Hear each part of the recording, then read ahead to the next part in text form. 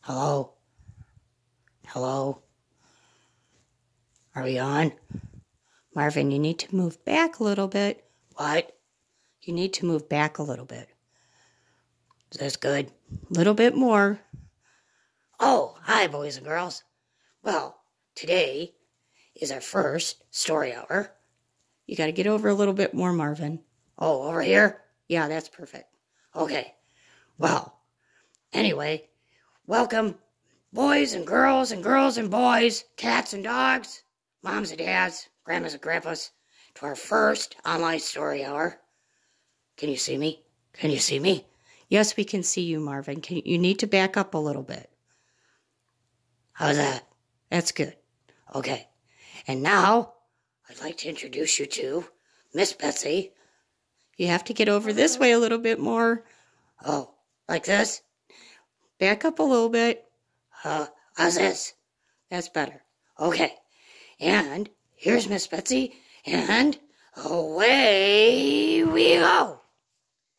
Good morning, boys and girls. Our first story is called Pitter and Patter, and it is a great story to use your imagination. It's about two raindrops that make their way through the water cycle and all the creatures that they meet on the way. And it's by Martha Sullivan, and the illustrations are by Kathy Morrison. Pitter and Patter.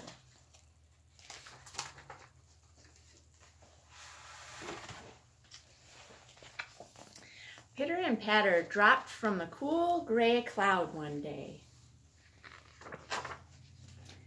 Pitter landed on the leaf of an oak tree. Hello, squirrel. Good morning, blue jay.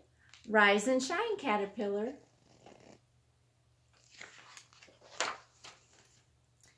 He dripped into the stream below. Hello, crayfish. Howdy, snake. Best wishes for the day, mayfly.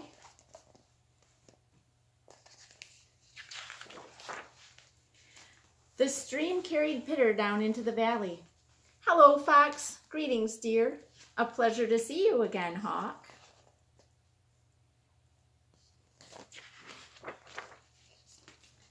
It flowed into a winding river. Hello, trout. Good day, dragonfly. All good things to you, otter.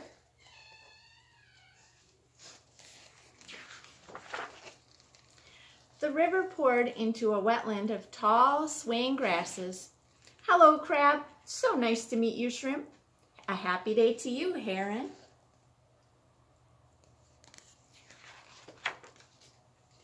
The wetlands met the ocean. Hello, turtle.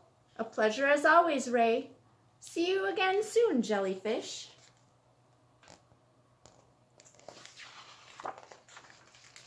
Meanwhile, Patter had landed in a spring meadow.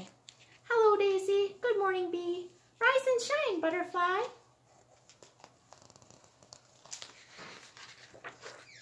She trickled down into the dark, damp soil. Hello! Is anybody there? Oh, hi there, Ant. Hello, earthworm. Best wishes for the day, mole. She traveled deeper and spilled into the stream of an underground cave. Hello, bat. Greetings, salamander. A pleasure to see you again, cricket.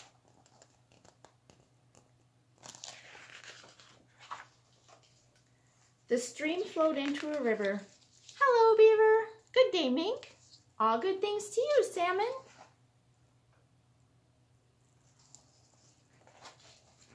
And the river swept Patter out to sea. A happy day to you, seal. So nice to meet you, squid. Hello, Pitter.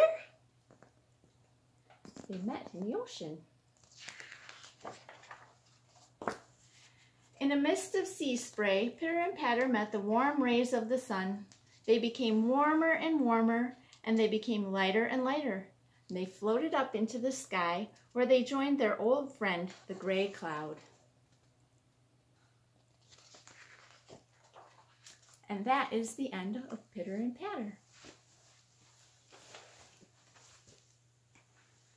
Well, thank you, Miss Betsy. And now, the one and only Miss Lynn will read you the next story. Got to get over to the little left. This left. No, the other left. this left? No, never mind. Okay, here's Miss Lynn, and away we go. Good morning. Today I'm going to read you the story of Inch and Roly. He's an inchworm and he's one of those roly-poly bugs. Inch and Roly and the Sunny Day Scare. Roly-Poly saw a strange thing in the grass. "What is that thing?" Roly asked. Inchworm took a look. He saw a dark hole. "This is a tunnel," said Inch. "It's a dark tunnel and it drips." "Let me see," said Beetle. Beetle looked at the thing and said, "It is not a tunnel. It's a nice green hill." "Let me see," said Dragonfly. Dragonfly flew up high and looked down. "It's not a hill," he yelled. "It's a snake. A big, scary snake." "A snake?" asked Beetle. "Yikes," said Inch. "Run," yelled Beetle. "Fly," cried Dragonfly. "I cannot fly," said Inch. "Then flee," yelled Dragonfly. "Wait," said Roly. "Do not flee, do not fly." Beetle stopped running, Dragonfly stopped flying, and Inch stopped fleeing. They all looked at Roly. A thing cannot be a tunnel and a hill and a snake, so it must be something else. Roly peeked into the tunnel and he climbed over the hill.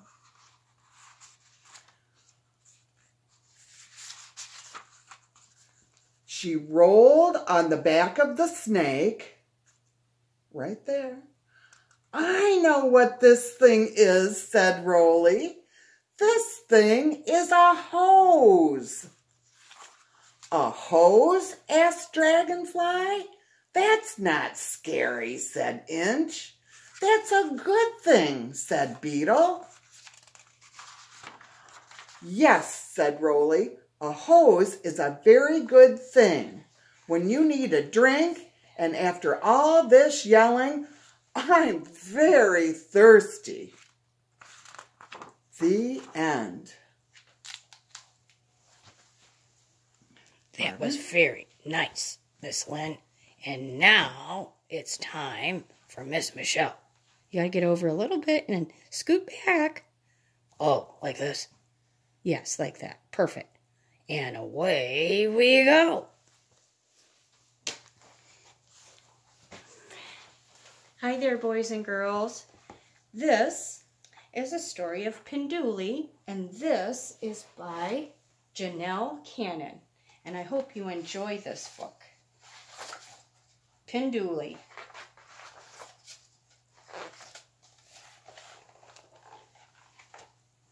Let's see, get here so we can see the book. The sun was low in the East African sky. The animals had been sleeping all through the hot afternoon, and now they began to stir. Penduli awoke before Mama Hyena, eager to explore. "Don't go far," Mama yawned.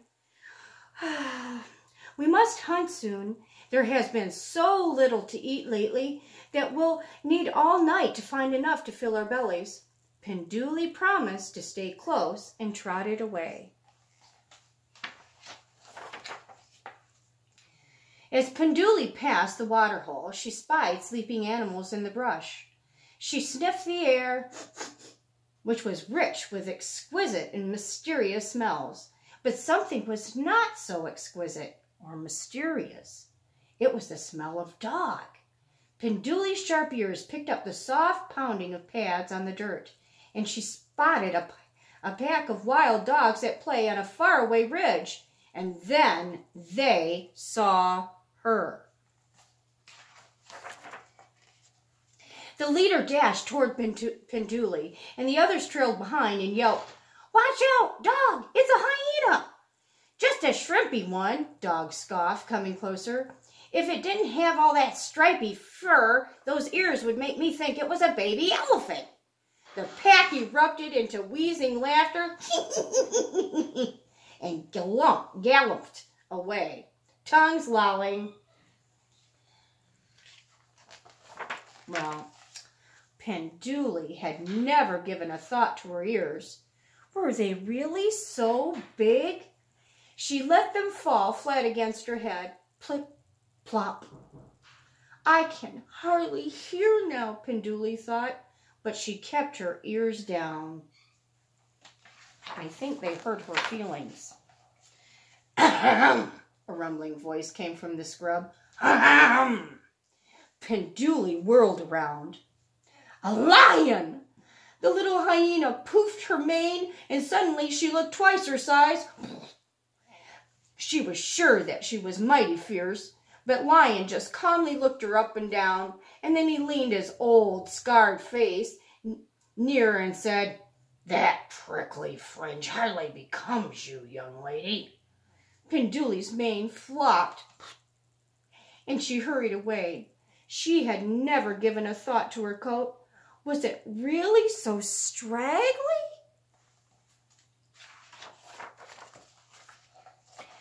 Penduli circled back to the water hole and waded into the pool and let the water soak into her fur. She figured that when the water ran off, her coat would be flat or lie flat. No more prickly fringe. Zebra and two friends strolled over, their brown eyes glinting at the sight of the soggy little hyena.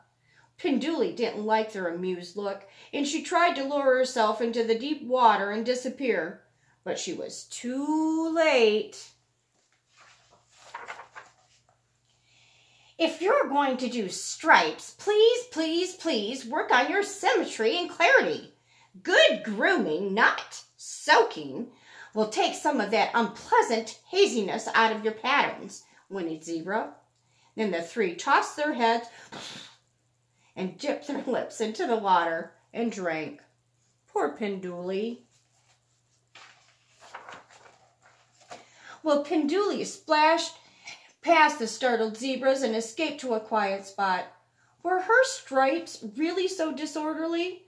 Didn't Mama Hyena always say she was the most beautiful hyena ever? She rolled and rolled in the pale dust, which stuck to her wet fur, and soon her soft stripes had completely vanished. Well, ears pinned, coat flattened, and dusted to a pallid gray, Penduli wanted nothing more than to get home, hoping no one else would notice her. "I'm really in trouble now," she worried. "I've been gone a long time, and Mama gets awful cranky when she's hungry."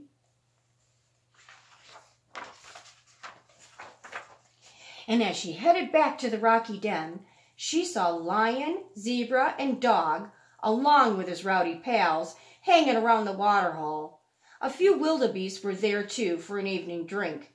"My, it's busy out here tonight," thought Penduli, edging away from the others. No luck. The animals turned to see who was coming, and their jaws dropped, their eyes bulged, and Penduli looked around wildly. What did they see? They look like they're scared. "A ghost!" the animals screamed. "An evil spirit is upon us!" And they jumped and they ran. "Where? Where?" cried Penduli as she raced behind them. Feet pounded and dust flew, and no one answered. But because she'd rolled in the dust, she looked like a ghost, and she scared all the other animals. The terrified crowd tore through the thorny brush over craggy stone, and horrified, found themselves at a dead end in a small canyon. They screeched to a halt, huddling closely as they turned to face their worst fear. Poor Penduli. She didn't know she looked scary. Dog was the first to speak. "Oh, great spirit," he howled. "You've come for me. I know it, because I made fun of a young hyena's ears." All eyes were on Penduli. So I'm a ghost, she thought. I'd better get in character before they recognize me. "Go on, dog," said Penduli in a slow, deep voice. "The spirits want to know why you would commit such a hideous, awful, atrocious crime." Dog's voice quavered. I don't know. I guess I was still mad at Feather Fox for calling me Butterfly Head.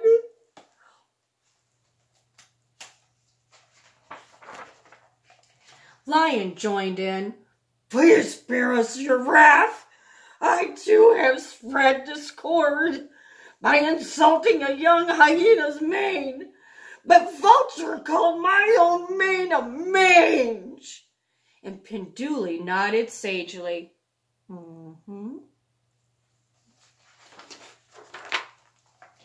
Zebra stomped her hoof.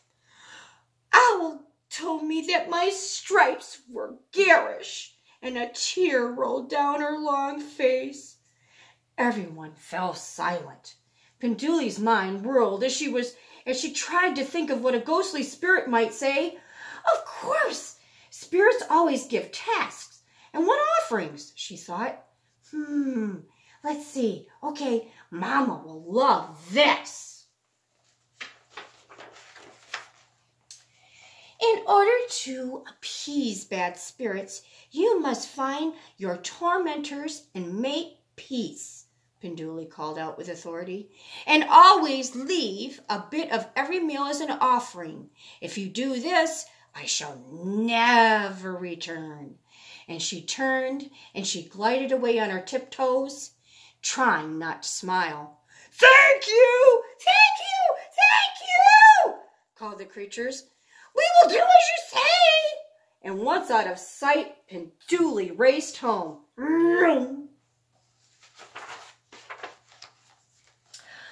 "There you are," cried Mama Hyena as Penduli galloped to her. "You look awful." Penduli was so glad to be home again, it was worth getting in trouble. She didn't even mind the 5 baths it took to get the dirt out of her fur. In fact, it took all night to get Penduli looking like a beautiful hyena again. "I was worried sick. I went looking everywhere for you," said Mama Hyena as she helped smooth Penduli's coat. "Now that you're all straightened up, we've got to get out and find something to eat. It's already morning, and I'm sure you're as ravenous as I am." And Penduli's stomach growled.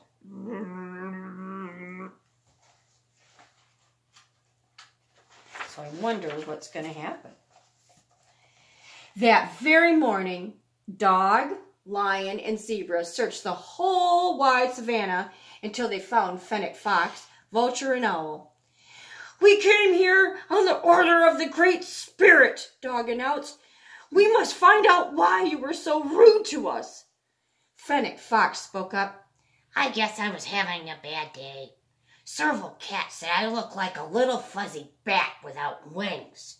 And he nodded to Dog. "Your ears really aren't so bad." And Vulture ducked his bald head. "Marabou Stork called me Moonscape, so I got mad and made fun of Lion." Owl moaned. Adder said my feathery stripes look more like scribbles. "Well, let's go find those 3 and get to the bottom of this," said Dog. So the oddball crowd went searching and found Serval, Marabou, and Adder. "We've come here on the order of the Great Spirit," they declared. "Oh, I'm in trouble for laughing at Owl's stripes," hissed Adder. "Miss Zebra, do you remember? When I said your stripes were dull, mumbled Zebra. Marabou stepped forward on his stilt-like legs. Lion told me that the glare of the sun on my head hurt his eyes. Sorry, grumbled the big bald cat. Then Dog blurted, "Oh dear, Serval, please forgive me." Serval's amber eyes squinted at Dog. You mean for the time you said that the wind might pick me up by my giant ears and blow me away? He said. Yep, Dog yipped. Who am I to be talking about ears? He pranced about, flopping his big ears like the wings of a butterfly. Flop, flop, flop. Several burst out laughing. And everyone, including Dog, joined in. So it turns out it's not fun to make fun of other people or creatures. And so they were all friends and treated each other with kindness. So from that day on, things began to change for Penduli and her mother. Instead of spending hours hungrily scrounging for meager meals, they found delicious treats everywhere. Look, again, eggs, fish, fruit. It's a miracle, exclaimed Mama. As Penduli tasted a sweet berry, she said, the Great Spirit must be smiling upon us. Mama Hyena looked at her grinning daughter. Wait a minute. Do you have something to do with this? Laughing and feasting, Penduli told the whole story. You're not only the most beautiful hyena ever, said Mama. You're the smartest hyena ever. And there is the end of our story. And now we'll finish our story, and Miss Betsy's going to come in and read another one.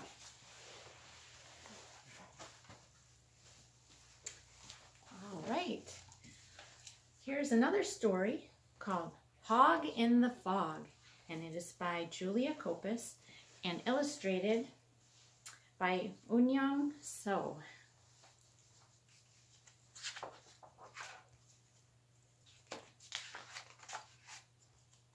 Hog in the Fog.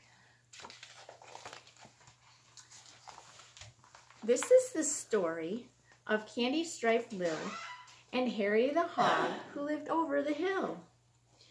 And a foggy March day around about 3 when Lil had invited Harry for tea.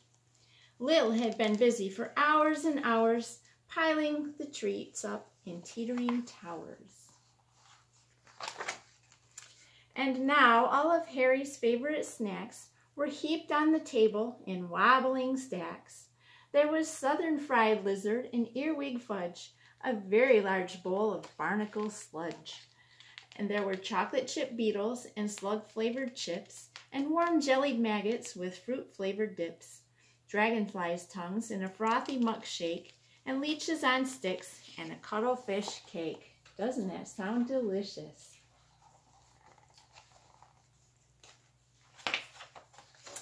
Well, 3 o'clock came, then 3:15, but still Harry hadn't turned up for his tea. Outside the window for miles around, a ghostly haze hung over the ground. Oh dear, cried Lil, even Harry the Hog could get himself lost in the thick of that fog. When Harry still hadn't arrived by 4, poor Lil didn't think she could wait any more. So she pulled down her candy-striped cap from its hook, put on a raincoat, and set off to look. Pittery-pattery, tippity-tappity, off up the hill went candy-striped Lil. A sheep sauntered by with her nose to the ground, munching the grass with a soft crunching sound. Excuse me, said Lil, stepping out of her way. Have you seen a hog on your travels today?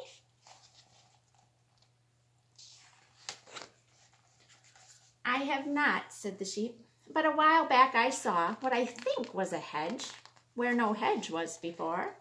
A hog in the fog won't be easy to find. Why don't I help? I can look out behind.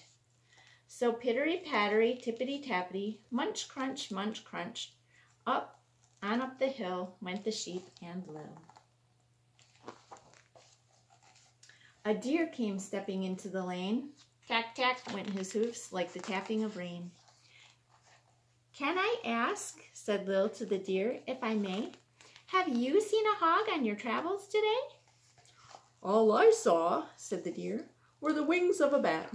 Or I think they were wings. They were pinkish and flat. You'll need all the help you can get in this weather. If I come along, we can all look together. So pittery-pattery, tippity-tappity, munch crunch, tack, tack, tack, up the hill went the three of them until a blue-black crow swooped over the ground and perched on a tree with a loud quack sound. Can I ask, Lil called to the crow, if I may, have you seen a hog on your travels today? Not a hog, squawked the crow. All I saw was a snake fast asleep on a log. What I think was a snake. We crows have wonderful view from the sky. Would you like me to help? I can look while I fly. Crow stretched out his wings and took off from his perch and circled around to join in the search. Pittery-pattery, tippity-tappity, crunch, munch, tack, tack, tack. Caw-caw! Through the gathering dark, through the gloopy, soupy thick of the fog, all four went searching for Harry the hog. By now it was colder. Lil let out a sneeze. Achoo! The wind was astir in the tops of the trees. As they felt their way forward and tried to go quicker, the fog got thicker and thicker and thicker. Look how thick that fog is. It's really thick. Stop! Around the next corner, cocooned in the fog, was a thing of some kind, half sunk in a bog. It's the bush, cried sheep. It's the bat, cried deer. It's the snake, squawked crow. It's quite plain from up here. Whatever it is, cried Lil, it's stuck, and they all started hauling it out of the muck, shoving and heaving to lift the thing clear, Lil at the front and sheep at the rear. Inch by inch, bog-soaked, mud-smeared, more and more of the creature appeared, until with a nudge and a pull and a push, one half of the thing emerged with a whoosh. Then slippity-slurpity, gluggity-gluggle, out of the bog came Harry the hog. He told them his story, how he'd walked through the fog and gone snout over trotters into the bog. So you see, he went on, after all of that tumbling, it's hardly surprising my tummy is rumbling. I thank you most kindly for rescuing me. Now I wonder, he said, is there still time for tea? And there was. Here at my house, said Lil with a smile, it stays tea-o'clock for a very long while. There's more than enough to go around, as you see. Let the party begin. We can all have tea. The end. Thank you, Miss Betsy. And now for another story. Over this way. This way. Over this way. Okay. Is Miss Lynn. Yay! This story is about the Berenstein Bears at the aquarium. And that's by Jan and Mike Berenstein. Here we are at the aquarium, says Papa Bear. The what? Asked Sister. The aquarium, says Mama. It is a zoo of the sea, and there are many things to see, says Papa. I want to see the whale, says Brother. I want to see the dolphins, says Sister.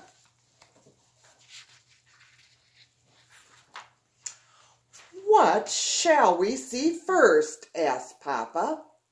The whale, says Brother. The dolphins, says Sister. Let's see the fish first, says Mama. And so they all look at the fish, all kinds of different ones. This swordfish has a very long nose, says Papa. Pointy too, says Brother. This flounder is very flat, says Mama. His eyes are on the same side, says Sister.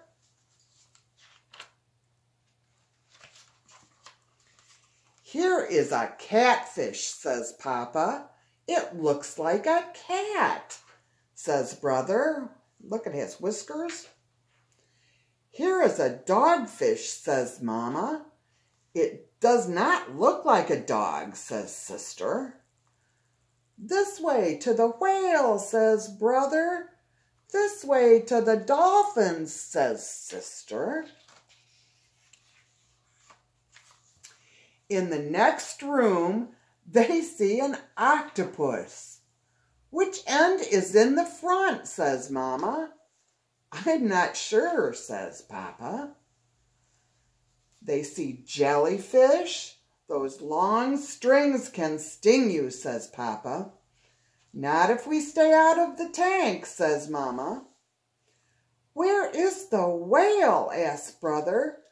And where are the dolphins, asks Sister. Look at those penguins swim, says Mama. Look at them dive, says Brother. Why don't they fly, asks Brother. Because they can't. Why don't they walk, asks Sister. Some of them do, says Brother. There's some walking there before they dive.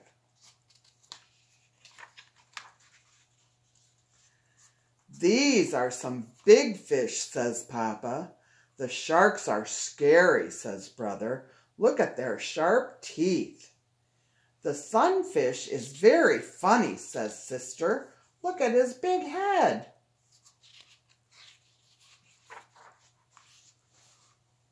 Oh, the otters are so cute, says Mama. It's fun to watch them slide, says Papa. I wish I could see the whale, says Brother. I wish I could see the dolphins, says Sister. The bear family comes to the seal pool. It's feeding time, and the seals make lots of noise. Their trainers are giving them fish to eat.